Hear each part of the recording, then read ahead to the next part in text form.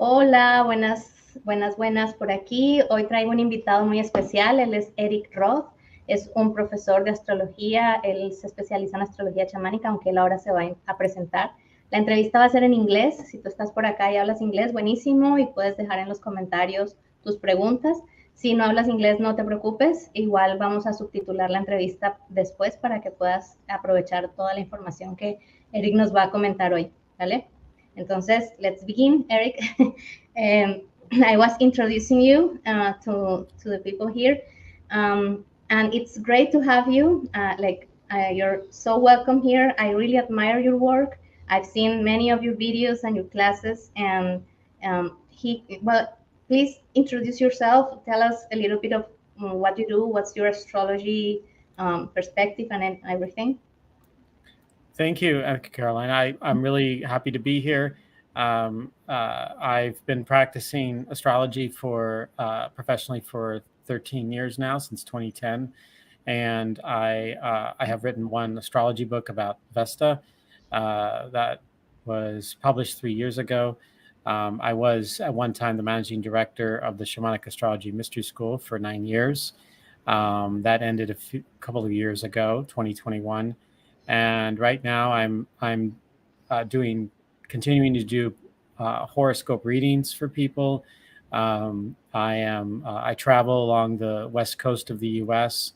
to do holistic fairs and in-person readings as well, along with my YouTube channel that you have seen the videos, and I've got information on Facebook and Instagram as well. And so I'm based here in Oregon, in the U.S., and on the southern part of the state. So I've been living in Oregon for probably close to half of my life, and probably will continue to do so for quite some time. And I really am very passionate about astrology, shamanic astrology in particular, the kind that I practice. And I will continue to do so for a lot of years to come. I also introduce people to the stars, the night sky, going out under the stars to share about how to navigate, how to look at and what constellations and where the planets are, and share the stories of the sky. I think that that's really important for us to connect to the earth and sky in a more in a different kind of a way that has magical tones that come with that when we are out there under the stars and the planets. And I've loved the stars for most of my life, and continue to do that. So it keeps me going each and every day. And I'm thrilled to talk about astrology today with you. So thank you very much. That's so great. And yes, the relationship with the living sky, it's amazing. And it's something like astrology lovers nowadays are rediscovering, because for many years astrology was like all based on horoscopes and like very mind based, very mental or intellectual. And there's all this movement that I love to see myself part of, which is taking people again to connect with the living sky. And that's why I like so much your videos, or Kaling's and Daniel G. Marius and all the shamanic astrology teachers, because it's something like, for me, it was like a big mind opener, and heart Yes. opening too, because it's like you feel it, no? And it's building a new relationship with the sky, with the cosmos, and looking at that cosmic part of you that resonates with that. And that's amazing. Yeah. Thank you. Yeah, we are. It's That's what I love about this kind. It gets us not just from, we can look at the computer in our or the phone and look at our chart or horoscope, but it's much more than just that. It's really connecting in with that like experiential way where you are working in co-creation with the planets and the stars and the signs, Yeah. archetypes, all together in ourselves. And when we do that, we can become more resonant with our life path, that is more Mhm. of who we are and what we're becoming into this a new story for ourselves. And so, like going out into the sky, or simply dreaming into what we want, envisioning what we want, that's another way to look at and connect with the signs and the planets and the astrology, that it isn't just on the computer, but there's so much more there that we can do. And that's, I think, something that brings down some barriers that people usually have to come close to astrology, because what I usually find is that people think astrology is difficult because it's numbers and it's geometry and it's very, like concept based. And usually people don't want to get that so much into that. So they just want to know what's going to happen. But then when you show this new way of relating with the sky, it's like, okay, that barrier is down. Like I don't have that obstacle anymore. I don't need to like really understand the technical part of it, so I can just go and live my astrology. Yeah. You don't like the technical part is certainly for those that are curious. It can be helpful to go into the degrees. I have a friend who really gets into the degrees and the all the different aspects, and there's really technical aspects, and that's for some that's like they love it. But then it's when you are able to experience it in your body and in your soul, like if you're looking at a sign like Leo or Aquarius or Sagittarius, if you feel that archetype within you, and if you have it like on you were born when some planets were in that sign, then you can. That's astrology too. You're connecting in with that archetype, one of those signs, and you're feeling, because these signs themselves are like they're within us. Mm, They're energetically connected to us, and they have been for many millennia. yeah, forever. And there is no like, you can go back tens of hundreds of millennia, and these in some form these archetypes were around in various ways, and now they evolve with us. They're Mm, not static. They grow with us. Or you can get into like, oh, I want to know what the inconjunct of this sign to that sign, and what the degrees, the orb, and what in traditional astrology they talk about rulerships and other things. It's not necessary to get into that to really just have some connection and relationship to astrology. yes, I think that's great about shamanic astrologer. I mean the paradigm, no? And talking about the Mars cycle, I invited you especially because I was looking for a lot of time, or for many years, about that particular cycle. And because I didn't get into the long program in the shamanic astrology school, I wasn't aware of that. And then I found it when you spoke about it. So that was a revelation for me, because of course, I've been following the Venus cycle for a long time ago. First, I came across Ariel Gutman's work, the Venus Star Point work, Yeah. like 2015 or before maybe. And then I came across with Sasha Rose and Gary Caton and Gemini Bread, and the shamanic astrology. Finally, I studied with Kaylin about the Venus cycle, but I have Yes. nothing on Mars cycle. It's like okay, what's going on with Mars?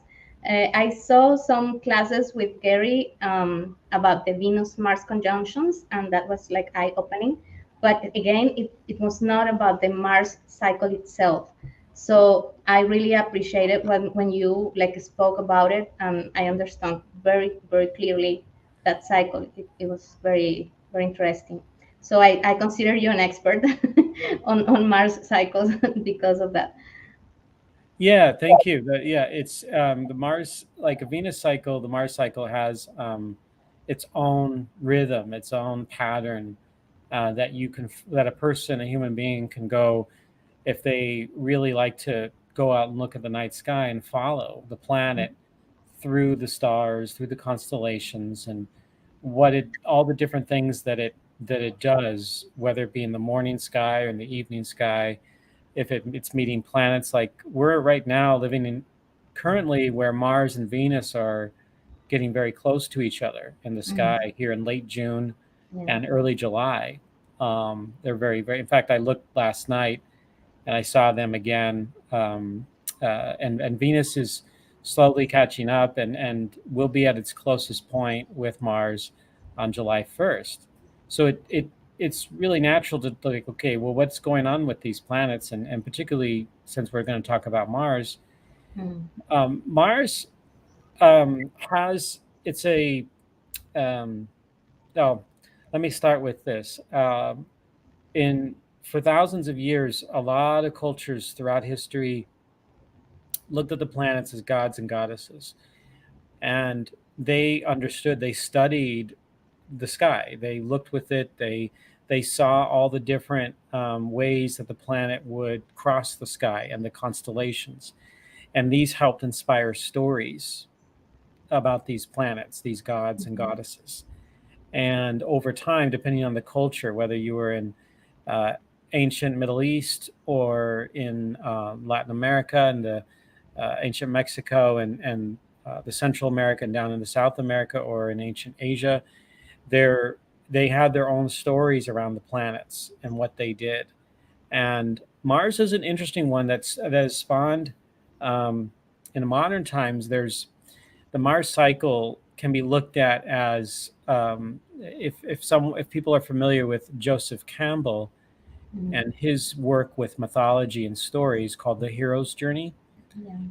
That is essentially a story version of, like, on a general way, of what Mars does in the sky as it moves through constellations, as it meets other planets and stars. It's like its own being. It connects, and whether it be it's trying to overcome a challenge or going through a death rebirth experience, it's on its own journey, and it's not regulated to just Mars for men. It's for anybody, any gender, anywhere. We all have Mars in our chart, and we all have a relationship to what we call the masculine principle, like the archetype within us that the masculine isn't just one thing and the feminine isn't just one thing, that there are all these different shapes and sizes and archetypes that come into that. But there's always, with Mars, at a cycle, every planet has a starting point and an ending point. But even in that, it's always ongoing, because the planets are continuing to orbit. They're continuing to orbit the sun, just as the moon orbits the Earth. So Mars cycles, or synodic cycles, which, though if anybody here is unfamiliar with the word synodic or synod, have you talked to them about that yet? Yes, I. Okay, good, because I was going to talk about that just in case. But you can please do, because it's always good to have another insight about that.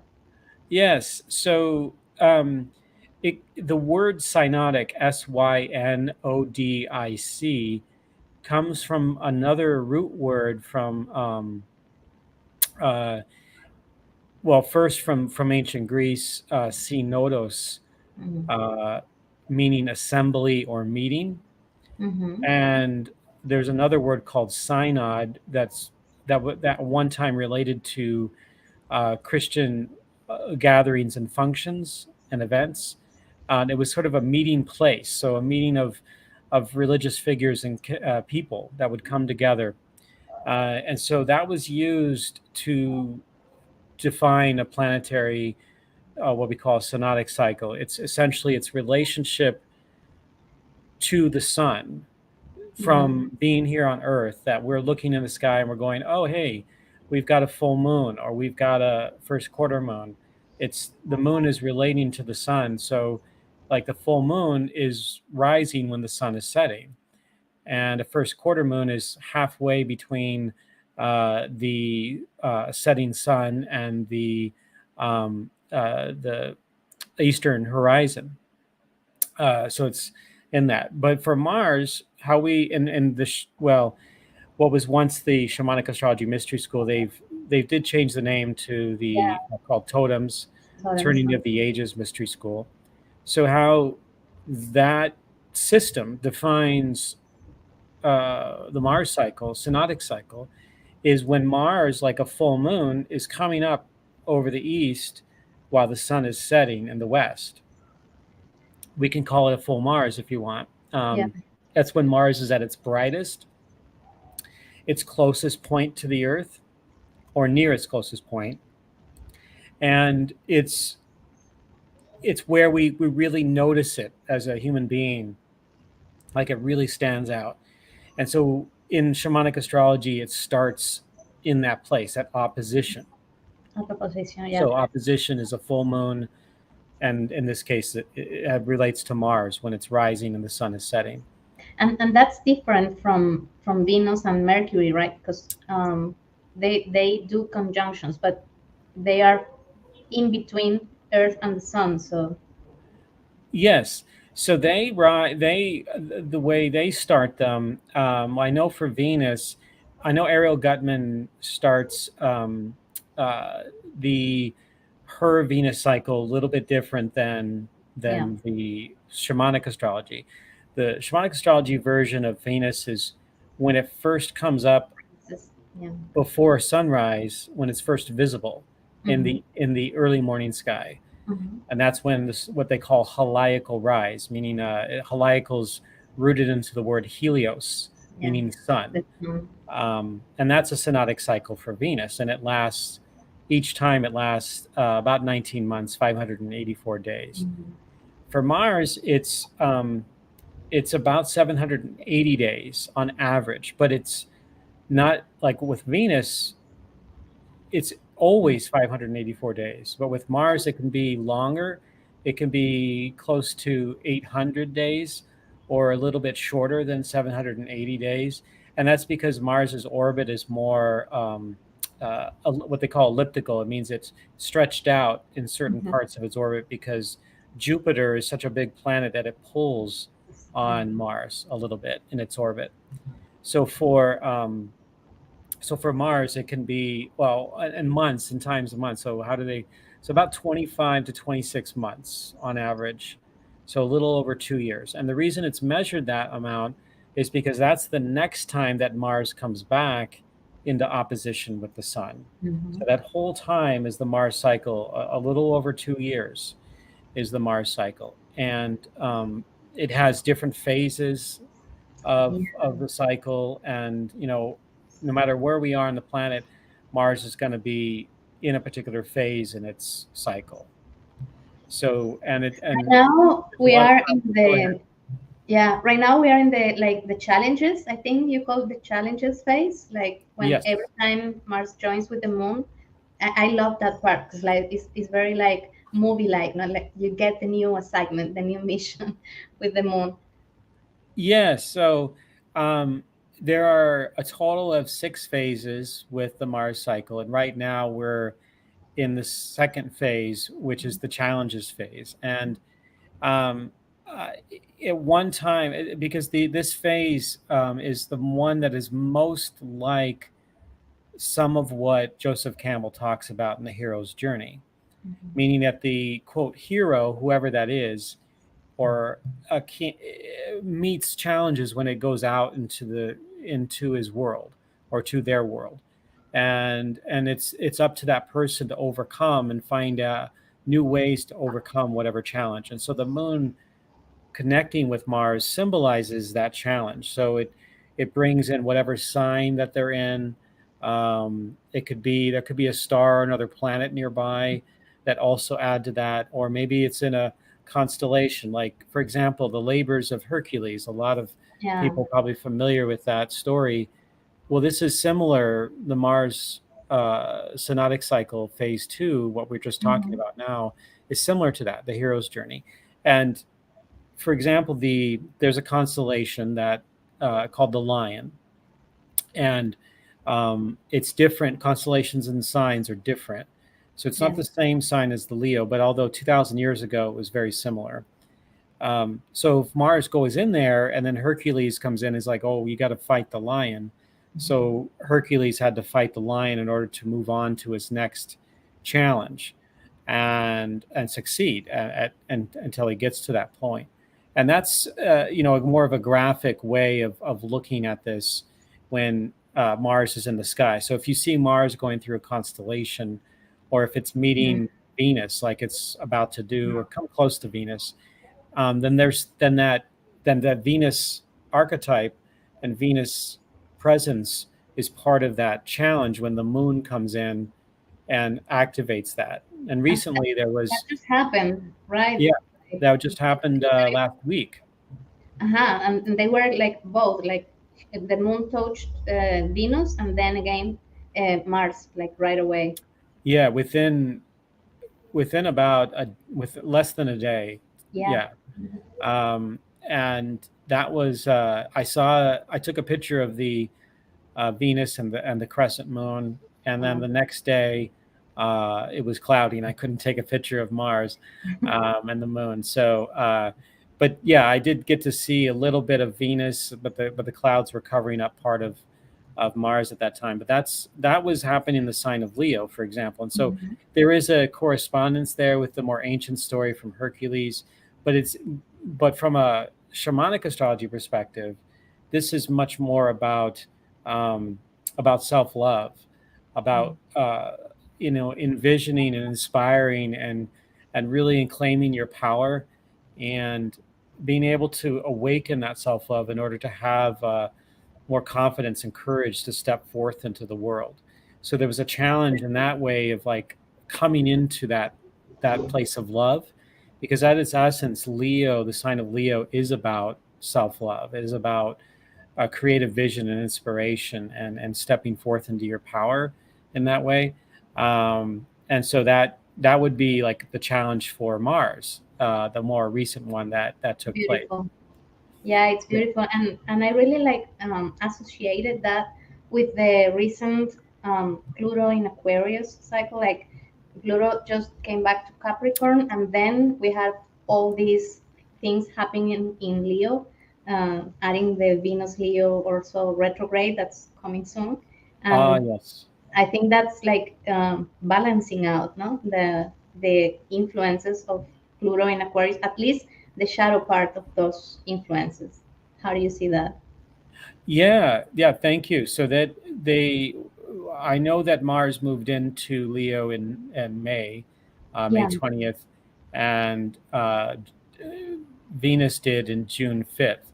And so Pluto moving into Aquarius, they would have had an opposition there.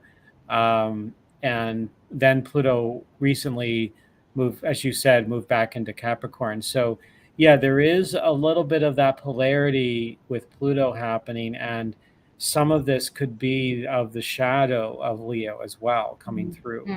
So the shadow of Leo would be the like too much ego and not being humble, and lack of generosity, and the shadow of Leo would be all about very, very selfish, and what they call narcissism, where it's all about them and their needs rather than anybody else. And you can see that in life with politicians and sometimes sports people or CEOs or other people that are running things, and they're maybe just in regular life, these people are always wanting attention. It's always about them, and it rarely is about, say, their spouse or their friend or their family member. It's all about them being the victim, and they're essentially wanting that extra attention.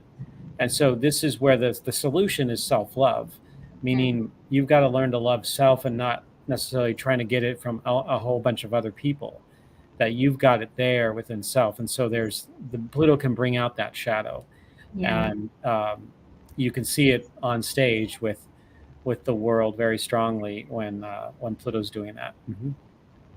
Yeah, that's right.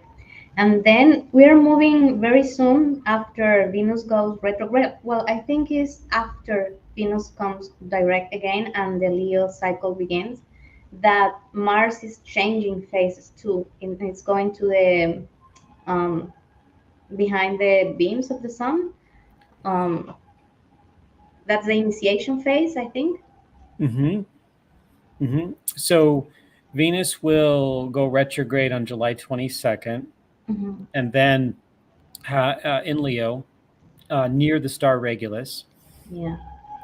and then rise as a heliacal rise, depending on where you are on the planet and how clear of a horizon you have.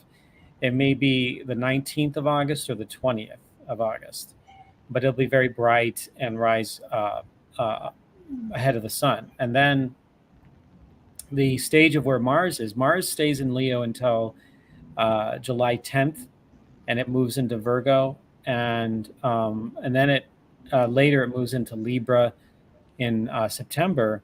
And September. when it does that, it starts to fade in the light, and then by September 30th, it moves into the third phase of the Mars cycle, and that's when it gets in the glare of the sun. So that is phase three in as the synodic cycle is defined, is when it goes into the underworld. Yeah, So it's surrendering to the underworld for death and rebirth. I'm a bit concerned about that because it's going to be my time lord. Oh, And I you when studied Time Lords? yeah, well, when my birthday is next week, and I come into a Mars year cycle, so Oh, yes, yes, and I'm in the 47, regular. right? Yeah. Yeah, that's really important for you. This like Hmm. so I'm 51. I'll be 52 in November, and I had my Mars return, and I do remember having an experience uh, with actually Mars and Venus were together during when they were both in the underworld. When I was in my a few years ago when I was having that in 2019, Hmm. and that had some challenges for me. I will admit it was not an easy Yeah. process, but I at one part of that time where Mars and Venus were in the underworld, I was in Scotland, and I got to do a what they call a sacred marriage ceremony, Oh wow. and it was really really powerful. And I got to write a like write well. Some people wrote out their own words. I just went through it intuitively Hmm. and shared what I could share and connected into my Mars and Venus together at Wow. that time at an ancient site in Scotland. So for me, there was a powerful. I was one of the powerful transformations that can Yeah. occur. Very So when you're initiatory. what? That's the initiatory phase. I mean, and Yes, Venus, Mars, both into the underworld, and you doing that. That's like very powerful. yes, thank you. Yeah. And so like for you, as when Mars goes into the underworld for I think it's about 3 months or so. Yeah. This Um December, I think. yeah, I so that's and in fact I'll look at the I've got the information about that here. But yeah, that whole period is about your own relationship to the masculine. And so you were born with Mars and Leo, right? Yes, I have Mars and Leo.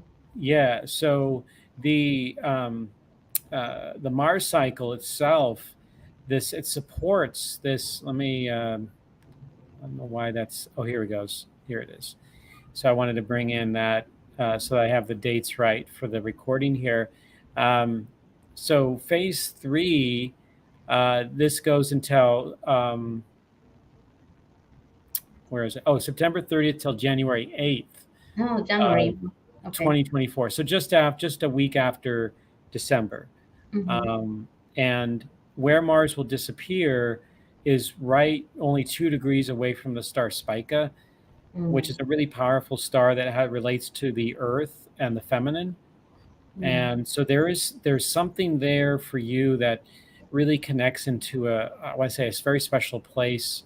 Um, uh, with your relationship to the earth, it would be a good day to do like a meditation or a ceremony for yourself and your relationship to the masculine, because I think that the Mars Leo is there really to ultimately help you get a more visibility and confidence and courage in yourself, and again, even deeper, providing self-love to you for within yourself. So Um, that underworld journey is going to be about that, to help kind of rebirth that in you and allow that to come out more. that's beautiful. I'm looking forward to it now. All right. I was concerned, but now I'm looking forward to it. We have a Yeah. question here in the comments. Some Oh, people say, what's up? hello, what could we expect or see or feel when Mars goes in the underworld phase? Well, that's what Erik was explaining. Um, and Flor, that is on September, right? 30th, September So, 30th? yeah, September Yeah, 30th to January 8th of next year. And yeah. that's when Mars will be moving from visibility in the evening to Mm-hmm. the morning, early morning. And it's Um, going to be when January 8th comes, it's going to be really, really dim in its mm, light. And you'll have to have a really, really good sky to see it, meaning there can't be any like dust in the air or too much moisture. it's very far 'Cause away, right? it's That what? it's very far away from Earth. It's like Yes, the farthest point. right. So what's happening in the solar system is that Earth is moves faster than Mars in its orbit, and so it it is the sun ends up becoming between the Earth and Mars. And so that's why it becomes invisible, because Mars is way on the other side of the solar system and its light is very, very dim. And so when it first comes out, it's still relatively dim in its light. And but over time, over a period of weeks, it'll become more and more visible and go higher in the sky. Yeah, that's beautiful to watch. I mean, I'm going to be aware of that and reminding all of you to go out there and watch Mars and do like talk to it, you know. Yes. Oh, yes. I will. I know that that's winter time here. Well, Carolina. I'm in Colombia, so we're Oh, have yes. like always it's summer here. It's Yeah, very, you're near the equator, right? yeah, we are. Uh-huh. Uh-huh. So yeah, it would be like there's probably not much difference between the solstices out there then, like the light and stuff. It's very similar. Not about the light, the position of the sun. Yeah, it changes, of course, but not in the amount of light. Like not much. Okay. Okay. Yeah, that would be something to see. I haven't been that far south before. I've been to like part of southern Texas. I've been to southern Arizona Mm. and New Mexico, but have not been down as far. I was nowhere near. I mean, nor Tijuana when I was a kid, but that was That's the I was farthest just like south. 7 years old, so I Yeah, don't really remember much about that. But yeah, someday I'll get down to like closer to the equator to see what the sky is like and to that's great. experience that kind of the way the seasons transition like that, because I think that that's really special to be able to see the different areas of the globe and how Hmm. it feels in that way, particularly in the relationship with the sky and the sun. I got to experience a winter in up in Wyoming. I lived for a year there. That's where I learned English because I was an exchange student there. Uh-huh. But I was 17 also, so I wasn't very aware of the cycles or anything. But I did have the experience of the darker days. I mean, shorter days and darker nights, and the Yeah, and it gets really cold in Wyoming in the yeah, winter. it's very cold, Yes, very it does. windy, and very snowy. Yes. Yeah, so that's so what was I? Oh yeah, for people that are able to see Mars in the that morning sky, and then it would be great to like it'll be so Mars will rise in the sign of Capricorn in January. That'd be So great. It's like exalted Mars. Well, from the traditional astrology at least. it's what is that? Exaltation. Mars exaltation is in Capricorn. Oh yes, okay, yeah, it's in a stronger position that Yeah. way. But in from a shamanic perspective, the Mars in that, because of its relationship to the sun, Mhm. it's considered more vulnerable in its Really? space, just in regardless of the sign. But the sign obviously will contribute something to that effect Yeah. as well. So being in Capricorn will definitely be a very different experience than if it rose, say, in Pisces or Libra.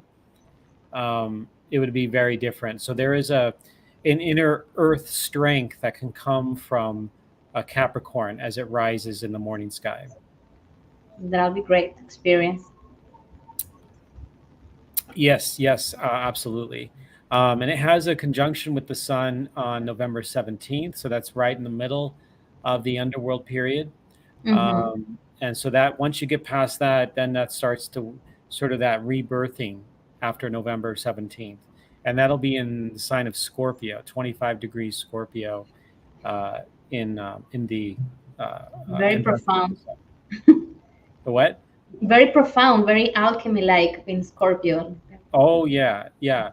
Scorpio is a sign that definitely deals with a strong like soul, life force energy, and alchemy in that way. It's a very powerful, like magical, like Yeah. like like really potent magic.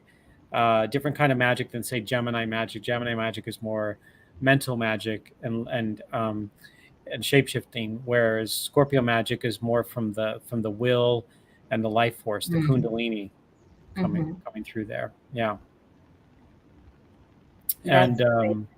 do you want to talk about the other phases? Please, yes. Let's Okay. complete the journey. Yes, beautiful. Okay. So after phase three, the underworld, where Mars is on the other side of the sun, it rises in the morning sky on January 8th, and that this phase four, which goes on until July 20th of 2024, is about this rebirth. So, and it's intended to be the growth of wisdom. Mm. And in that space, this is more about sort of the youthful energy. So Daniel has another way of Daniel Giamario, who created shamanic astrology. He has another way of defining this, whereas each uh, space of the phase of the Mars cycle relates to a age group in human life, and so this would be more the phase three and phase four would be more of like the middle age, like adulthood into the middle age period, and that's what this phase four is mainly about, is kind of getting into that middle age into early sort of 50s age group. So it's more this greater maturation and wisdom coming Mm-hmm. through in phase four. It's like, okay, I've done the death rebirth. I've gone through a dark night of the soul. I've journeyed into the underworld, and I'm ready to take a more responsible approach to my life and Mm. to grow as a human being here. And that's what this phase is about. And so when Mars goes through the various signs and constellations and meets the different planets, it will have those experiences. And so for you, Caroline, this is that emergence of your masculine in a more mature way. So there's a greater level of for you of respect and of understanding and relationship to your own inner masculine, your own animus Mm. in And that. can we see this relationship with Mars also as the development of the willpower, like that willpower force in the third chakra? I don't know. I see it besides the relationship with the inner masculine, also like the development of your will. I don't Yes. know. Oh yeah, actually, there is uh, this sense of Mars and the as a as a planet that I've found as this really very strong active force, which Okay. can connect obviously to willpower and the use of like being more assertive and like grabbing hold of something that you want. Mm. And yes, this Mars return cycle, Mars synodic cycle itself can be in part the evolution of that part of yourself coming through as well. Now, willpower isn't just related to Mars, in my view. The sun plays a Yeah. role there. Yeah. The moon to some extent, particularly around the things around our past. And then I do think that Mercury also plays a significant role representing the mind Mhm. and part of the will that's existing there too. But I like with the third chakra, yeah, Mars has that deeper connection to like the lower chakras and particularly the I would say the third. I think Pluto is more of the first around the first and second chakra in my view, because it deals with the core transformation of Yeah. ourselves, and Mars has a kind of a greater level of that like desire and passion, if you will, which is why traditional astrology looked at Mars as associated with both Aries and Scorpio. Mm. So they were able to equate it. So there is a connection there. I mean, in shamanic astrology, it's more resonant with the sign of Aries. And if you think of Aries, it's a very strong, assertive energy, instinctual. I do think Mars relates also to part of our instincts. Mhm. Again, Mercury has a lot of that, because it's represents the mind and all that goes with it, including communication and perception. But Mars has its own like role to play in that as well. Yeah, that's great insight. So I interrupted you. I'm sorry. We were Oh no, talking about I was finished there. I mean, the experience so phase. go ahead. Yeah, the experience phase. We were talking about that after the initiation phase, the experience, and Hmm. then we approach, I believe, the last two phases, right? Right. And I want to just take a moment here because I obviously I don't want to overcomplicate this because Mars is a more complex cycle It is. than the Venus synodic cycle. Yeah, Venus is like very symmetrical, very perfect, and easy to It, understand. yes, yeah, absolutely. And so Mars is a little more jagged and rough, and you have to kind of scratch your head once in a while to try to figure Yeah. out what's going on here with Mars. Now, in the beginning of this, when I talked about how Mars was at opposition with the Sun, and that began on December 7th of 2022. Hmm. And it happened when Mars was in the sign of Gemini.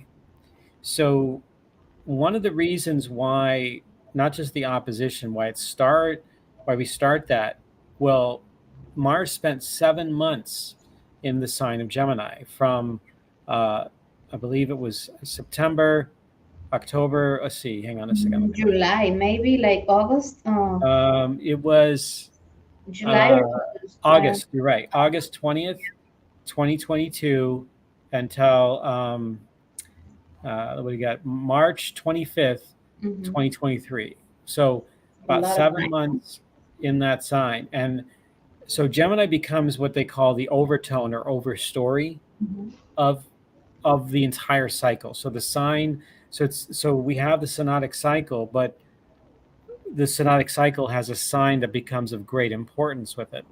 Yeah, And that sign is Gemini. Gemini. So I bring that part up because when we get to after phase four, when phase four ends, that's phase four is the next phase after the underworld, the maturation and Mhm. experience and the wisdom. Wisdom phase. And Yeah. then we get to phase five, which is when Mars goes back into Gemini for the first time since it left on March 25th, Mhm. 2023. So July 20th, it re enters Gemini in July 20th, 2024.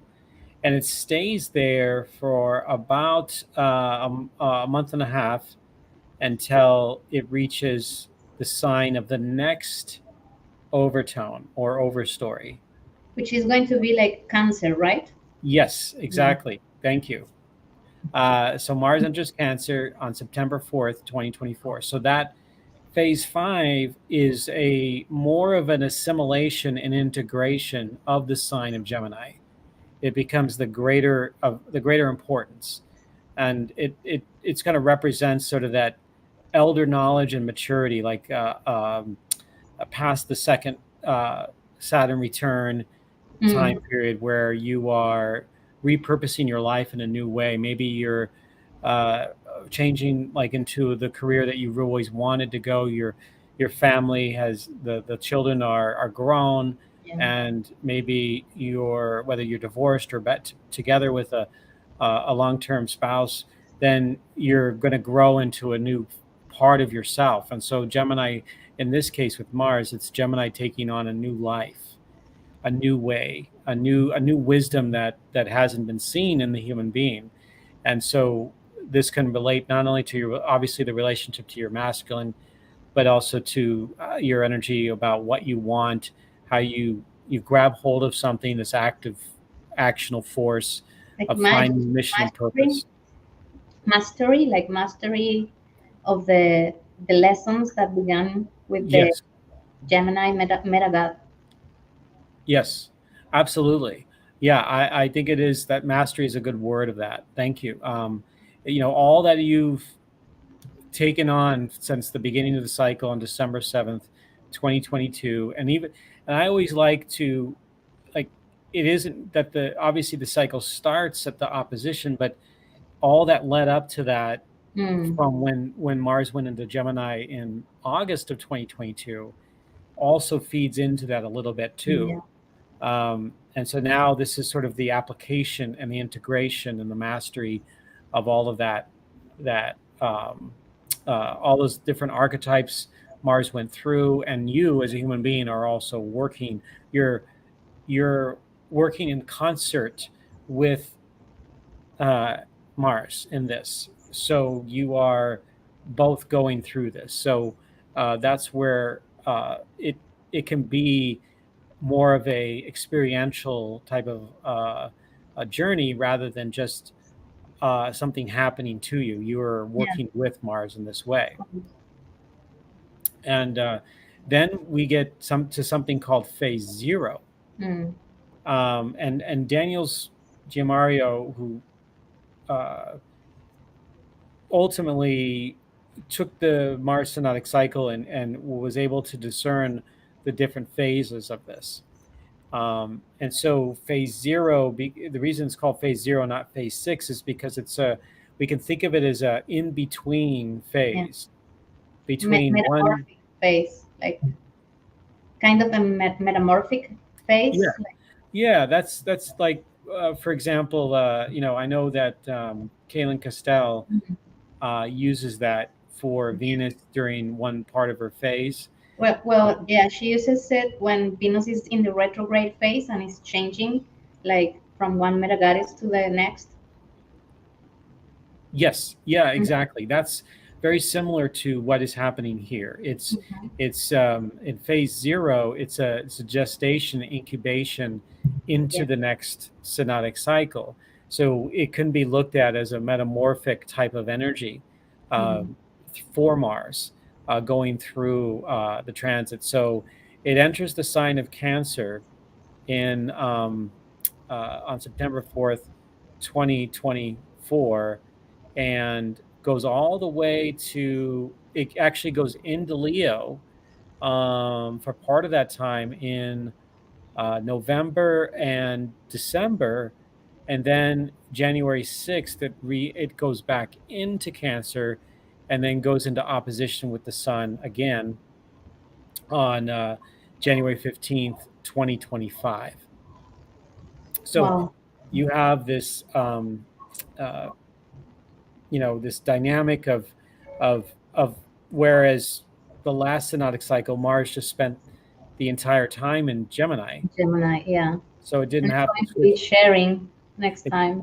Yes, it's definitely going to be sharing. So interesting that Leo is part of this, because with Mars and Leo now, we may be getting a little bit of indication, just a Yeah. little snippet of indication of what part of what the next cycle will be in 2025.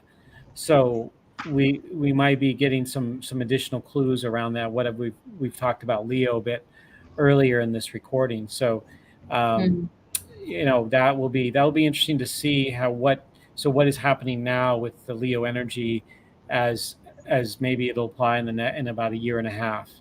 Yeah, And it's going to be like a very special time, that 2025, the beginning of 2025. Like it's a lot of cycles sinking in, not just this Mars cycle starting off, but also, well, starting off not, because it starts in the end of 2024, right? But then it's like it's going to move out of Cancer finally in January. But then we have the Saturn, Neptune going into Aries together, and the out of bound moons like being at maximum point in that January oh also. yes, the out of bound moons, right? Like many things are circling to that the beginning of that year. So I think it's going to be like a pretty fun year. Oh, absolutely, yeah. Both Neptune and Saturn move into Aries in 2025.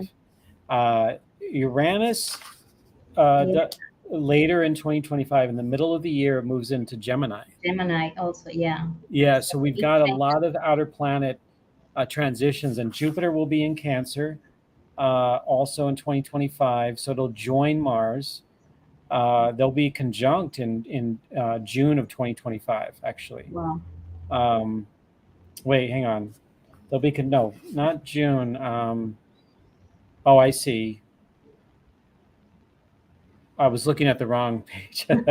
No, Jupiter starts the year in Gemini, and then gets to Cancer in June, on June 9th of 2025. But Mars by then will be in Leo when Jupiter moves into Cancer. So and then Mars moves into Virgo in June of 2025. So there will be we've got Jupiter, which tends to change signs every single year.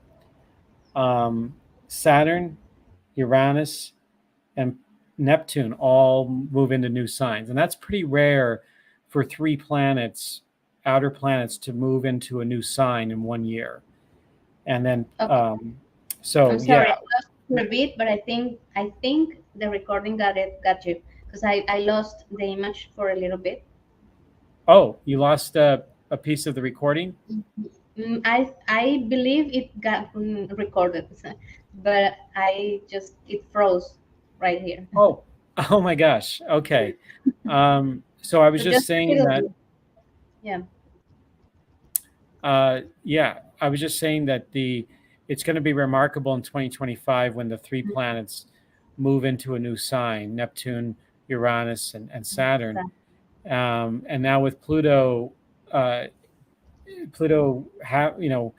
going back and forth between Capricorn and Aquarius, and then at the end of 2024, it'll finally move into Aquarius. Yeah. For beginning then November 2024, and for another 20 years. Yeah, it's going to Yeah, be big. yeah, absolutely. So, so we have some. In fact, in 2025 and 2026, Saturn and Neptune go into conjunction too. Mm. So there is that's a whole different topic that Yeah. I can maybe talk about at Yeah, another time. another time. Yeah, but Yeah, it's a lot of information, but it's everything is related, so it's inevitable to, like see it and see the whole picture. Like we talked yeah, about Mars, but then everything is going to be happening all around, so it's part of the story. absolutely. Yeah. Um, yeah, it just makes it more interesting. So I mean, what Mars and the masculine in particular, we're well, really all genders are going through a powerful evolution, and so the masculine is no exception. And so these synodic cycles of Mars are helping evolve that in all of us, not just again in men, but in all of us. Yeah. And so we're part of that evolution, part of that vision of working co-creatively with these planets. Is I think of them shamanically as spirit guides as well, and that we're connecting into them, and they're showing us wisdom and knowledge and initiating us into our lives, and to help us become more of what we're intended to become, of who we are. And Mars is playing a role in that. It's beautiful. And can we talk, just to end up, I mean, like to finish or wrap it up, about the Gemini archetype for Mars, the masculinity on the Gemini archetype? Because this is like the overtone we're living right now, right? Yeah, absolutely. So Gemini as an archetype is known as the trickster, or the minstrel, the jester, the fool. In Native American archetypal symbols, it's Hyoka, Kokopelli, and the sacred clown, as well as coyote. And in modern times, I know here in America, one of the Gemini symbols is Peter Pan, and that, when we think of pure imagination and youthfulness, and being able to do whatever they want, anytime they want, and to play any role that they want, that's Gemini. And it's Gemini is not, in my view, even though traditionally it's looked at, because it's an air sign, it's looked at as masculine. In my view, it's more androgynous. It's neither, yeah, it's neither masculine nor feminine, and so it kind of blurs the lines of that. And in today's world, Gemini is transforming into, because it is a sign that deals with the mind a lot, and it really is about language and communication, and how are we sharing our stories, and are they stories that are only benefiting the person telling them, or is it stories that are of service to the world? And that's where we can get into things about lies and truth, and how, like, we do create our own reality. And if it's if one of the shadows of Gemini is telling the lie enough to where the Gemini person would believe their own lies. It's true, yeah. It's true. But the healthy Gemini would be able to recognize that and have fun with, like, a contrarian perspective, to be able to see and give perspective to other people. Like, oh, you might have this fixed viewpoint of something, of some issue, and then Gemini would come in and show you the opposite of how another person might be able to see it. And then that's how Gemini can be of service, not just obviously storytelling and sharing through that, communication and writing, but in a way that tells a different kind of a truth that helps open minds, it cracks open minds, and for new perspectives, and helps them even laugh at themselves, and be able to make fun of yourself and have fun with it, and realize, hey, wait a minute, it isn't just all about seriousness, that there is fun, there is play here.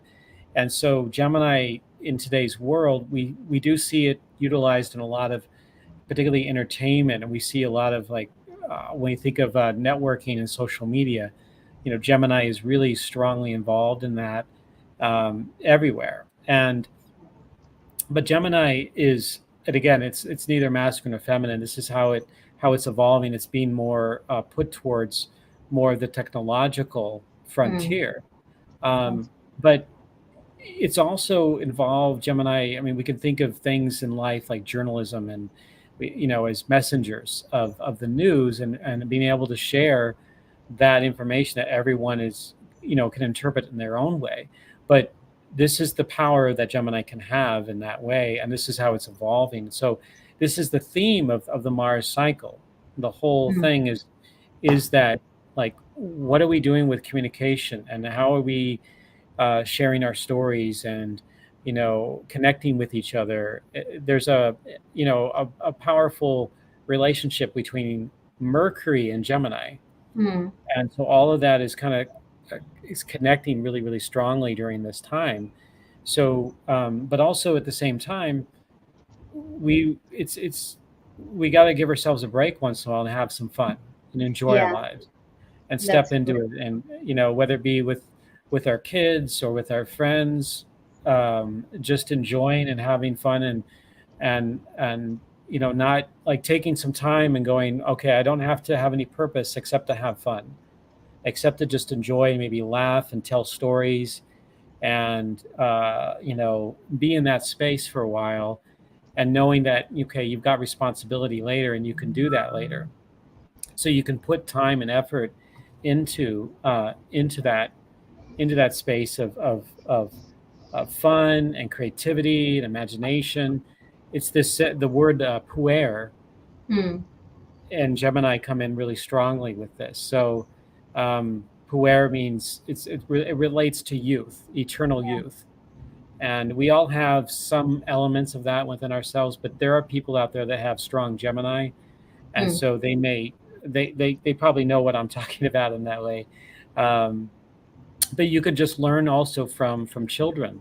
They're some of the perfect examples of Great just masters. basic Gemini. Yeah, Yeah. yeah. And I also see this like big power of Gemini Mars cycle um, in regards of changing our own inner story, our own narrative. Like not just the way we tell stories, that's huge, but also how we tell to ourselves our own story and what's our storyline like for life. I think that's also powerful. What would you say? Yeah, yeah, thank you. It does relate to narrative. It does relate to that. So I would agree with you on that. I think that can be really powerful, because we, our lives are our stories. So we tell ourselves a particular story about ourselves within, and we have an inner narrative going, and then we define our world through that story.